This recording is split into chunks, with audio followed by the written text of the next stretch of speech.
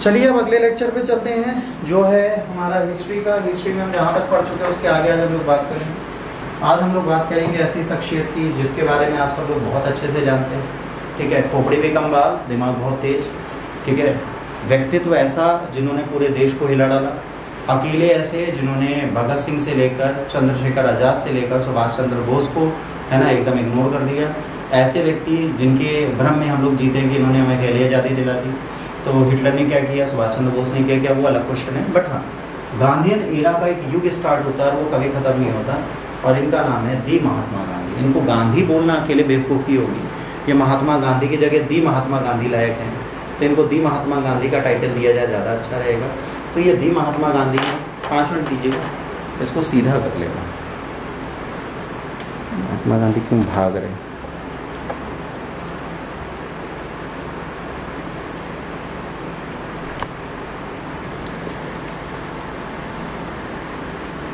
ठीक है। तो दी महात्मा गांधी जी के बारे में आज हम बात करते हैं। महात्मा गांधी के इतिहास की अगर बात करें तो महात्मा गांधी अपनी धर्मपत्नी के साथ प्रारंभ में कुछ इस तरीके के दिखते थे।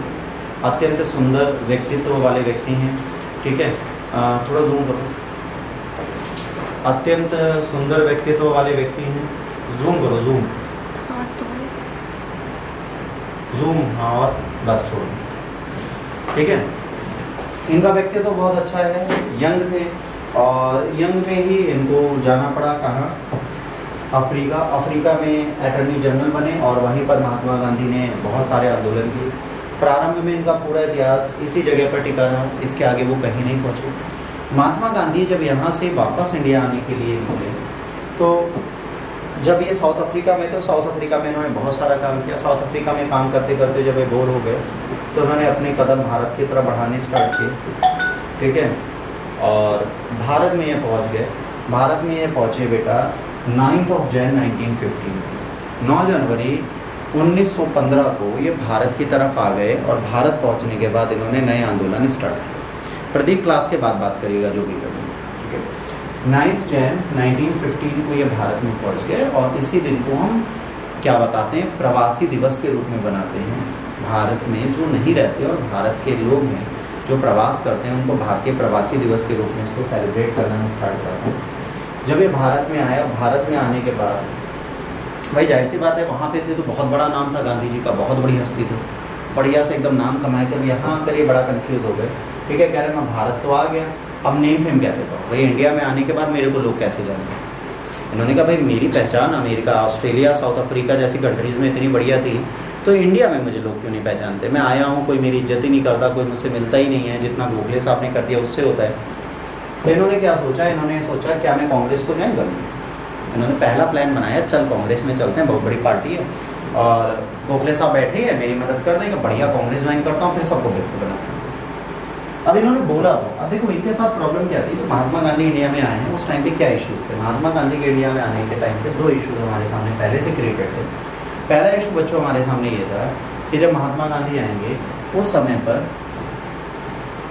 इनको इंडिया के बारे में बहुत ज़्यादा नॉलेज नहीं है, ये भारत के बारे में बहुत ज़्यादा नहीं है, ये भारत की विलेज एरिया के बारे में कुछ नहीं जानते, ये भारत के ग्रामीण क्षेत्र के बारे में कुछ नहीं जानते, ये वास्तविक भारत को नहीं पहचानते। ये फॉरेन से आए, इनको फॉरेन की आइडियोलॉजी तो पता है पर भारत के बारे में इनको कुछ नहीं पता।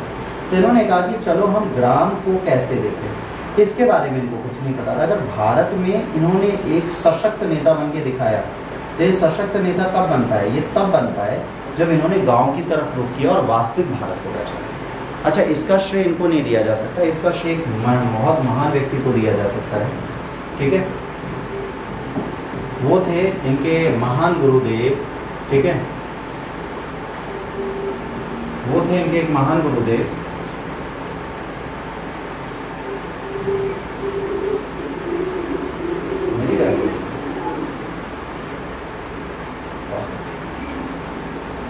यहाँ पर इनके एक महान गुरुदेव हैं जिनके फोटो गायब कर दिए हम लोगों ने।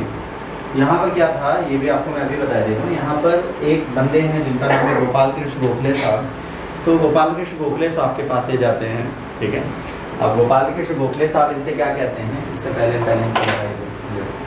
The image can be displayed. Your computer have no enough memory. ये मैं इसलिए नहीं दिखा रहा क्योंकि मेरे कंप्यूटर में मेमोरी थी, थैंक्स टू मुकुल सर। तो गोपाल कृष्ण गोखले से इनकी बात होती है, तो गोपाल कृष्ण गोखले इनको तुरंत मना करते हैं कि बेटा अभी तो तुम इमीडिएटली, ठीक है, भारत में किसी राजनीतिक पद पर नहीं जा सकते, तो अभी आप शांति से बैठिए, पूरा भारत भ्रमण करिए, क्योंकि भारत साउथ अफ्रीका जैसा नहीं है कि आप यहाँ पर आएंगे स्टेशन पे आपको फेंक दिया जाएगा। आप वेट करिए और आप भारत में भारत भ्रमण करिए। तो एक वर्ष क्या करेंगे, पूरे भारत की संपूर्ण यात्रा की तरफ अग्रसरित होंगे और पूरे भारत की यात्रा करके भारत को जोड़ने का प्रयास करेंगे और एक एक गाँव को जाकर समझेंगे। आज भी जब आप IAS बनते हैं तो IAS बनने के बाद आपके लिए क्या किया जाता है, आपको विभिन्न ग्रामों में भेजा जाता है। पहले वर्ष की आपकी ट्रेनिंग में क्या होता है, आपको विभिन्न ग्रामों में भेजा जाता है, हर एक बंदे को प्रोजेक्ट दिए जाते हैं, ग्राम में भेजा जाता है। और IAS को जब ग्राम में भेजा जाता है, क्यों भेजा जाता है, जो सरकार की योजनाएं हैं वो लोगों तक पहुंच रही हैं कि नहीं, ये देखने के लिए। अब सोचिए, प्रारंभ से हमारी सरकार ये कहती है कि IAS ऑफिसर की जिम्मेदारी है कि जो सरकारी योजनाएं वो लाभार्थी के साथ पहुंच रही हैं कि नहीं, इसको वो देखे। तो उसको अंडर ट्रेनिंग ही भेज दिया जाता है विभिन्न गाँवों में। मतलब ऐसा नहीं है कि हर एक IAS एक ही गाँव जाएगा, एक अगर महाराष्ट्र के गांव में गया, दूसरा केरला के गांव में, तीसरा यूपी के गांव में, चौथा बिहार, फिर 7 सिस्टर्स, कहीं ना कहीं आपको भेजा जरूर जाता है 2 महीनों के लिए। आप जाइए, बढ़िया घूमिए। तो ये भारत भ्रमण करते हैं। भारत भ्रमण करने के बाद ये एक आश्रम खोलते हैं जिसका नाम होता है साबरमती आश्रम। इनका पहला आश्रम जो भारत में बच्चों, उसका नाम साबरमती आश्रम है। पर इसी का नाम बदल के बाद में क्या कर दिया जाता है, हरिजन आश्रम। आपके लिए प्रश्न, साबरमती आश्रम का नाम हरिजन कब किया गया? ठीक, इस डेट को आप मुझे बताएंगे। तो साबरमती आश्रम का नाम बदल के हरिजन कर दिया जाता है। इसके बाद इनका पहला आंदोलन होता है, वो होता है बेटा चंपारण। चंपारण महात्मा गांधी पहुंचते हैं। महात्मा गांधी को चंपारण ले जाते हैं राजकुमार शुक्ल साहब, ठीक है। और ये राजकुमार शुक्ल जब इन्हें ले जाते हैं और ये ट्रेन से उतरते हैं, तो वहाँ पर एक सिंपल सी चीज़ होती है। वहाँ पर उतरते ही अंग्रेज पुलिस ऑफिसर्स आते हैं, कहते हैं आप यहाँ से चले जाइए। तो पहली बार एक ऐसे नेता को देखा था जो कहता, भाई साहब मैं तो नहीं जाऊँगा, क्योंकि मैं स्वतंत्र भारत का एक नागरिक, ब्रिटिश भारत का एक नागरिक हूँ और मुझे ब्रिटिश भारत में कहीं पे भी घूमने की पूर्ण स्वतंत्रता है। ये देखिए लोगों को बड़ा अजीब लगता है कि पुलिस की बात नहीं मानता, ये तो बहुत बड़ा नेता होगा। तो पहली चीज़ यहाँ पर होती है। ये चंपारण पहुँचते हैं, चंपारण के मूवमेंट में लगते हैं। चंपारण में क्या चलता है बेटा, 3 कठिया सिस्टम। वहाँ पे इंडिको रिवोल्ट होती है और इंडिको रिवोल्ट में 3 कठिया सिस्टम चलता है, जिसमें 3/20 भाग में आपको क्या पैदा करनी पड़ेगी, नील पैदा करनी पड़ेगी। परंतु ये नील इसलिए पैदा की जाती थी क्योंकि इसकी आपको पर्टिकुलर आवश्यकता थी जरूरत के समय पर। और अंग्रेज इसको खरीदते थे, इंडिको कल्टीवेटर लेते थे और इससे आर्टिफिशियल डाई मतलब कृत्रिम रंग बनाते थे। पर जैसे ही कृत्रिम रंग बनाने की ये मुहिम खत्म होती है, जब जर्मनी में आर्टिफिशियल कलर आ जाता है, जब आर्टिफिशियल कलर आ गया, नील की जरूरत है नहीं। अच्छा, इनसे कॉन्ट्रैक्ट कर रखा है इन लोगों ने कि आप खेती करेंगे, हम खरीदेंगे। अब उन्होंने खेती खरीदनी कर दी बंद। इन्होंने खेती करके रखी हुई है, कह रहे हैं सर हमसे खेती खरीद लो, कह रहे हैं हम खरीदेंगे नहीं आपसे खेती। तो जब उन्होंने कहा आपसे खेती खरीदेंगे, इन्होंने कहा अच्छा हमारा पैसा वापस दे दो, इन्होंने देने से मना कर दिया। तब महात्मा गांधी को बुलाया जाता है। महात्मा गांधी आते हैं तो यहाँ पर एक कमेटी बनाई जाती है जिसको बोलते हैं चंपारण एग्रेरियन इंक्वायरी कमेटी। ये इन्वेस्टिगेट करती है और उसके बाद फार्मर्स को कहा जाता है कि आपका जितना भी कंपनसेशन बन रहा है उसको 25% आपको पे किया जाएगा और आपको इंडिको कल्टीवेशन से फ्री कर दिया जाएगा। अच्छा, इंडिको कल्टीवेशन में एक लूप होल होता है। अगर आज कृषि को भी जब आप कभी पीयूष सर से पढ़िएगा तो उनसे पूछिएगा, सर इंडिको कल्टीवेशन करने से क्यों ज़मीन बंजर हो जाती है? जैसे हम नील की खेती ज़्यादा करेंगे आपकी ज़मीन बंजर हो जाएगी। तो भाई जिस पार्ट में करते थे वो ज़मीन ज़्यादा फर्टाइल नहीं रह जाएगी, एक इशू रहता है। तो सर से पूछिएगा क्यों? तो इसके बाद ये होता है, ये आंदोलन में ये विन कर जाते हैं महात्मा गांधी जी।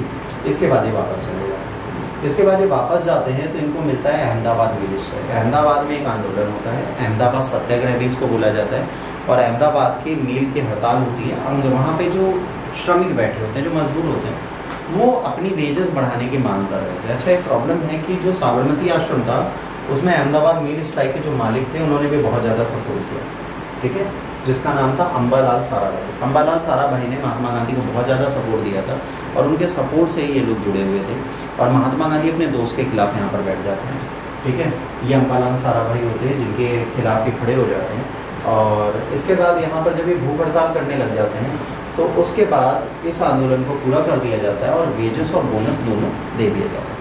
महात्मा गांधी यहाँ पर भी शांत नहीं होते। उसके बाद खेड़ा, गुजरात का एक प्लेस होता है, खेड़ा गांव होता है जहाँ पर बहुत बड़ा अकाल है, वहाँ पर ये आंदोलन करने चले जाते हैं। अच्छा, खेड़ा सत्याग्रह इसलिए इंपॉर्टेंस रखता है क्योंकि खेड़ा सत्याग्रह में जब ये जाते हैं तो वहाँ पर ये खुद कहते हैं क्या, नॉन कॉर्पोरेशन की बात कहते हैं कि अब आप अंग्रेजों को कर देना बंद करो।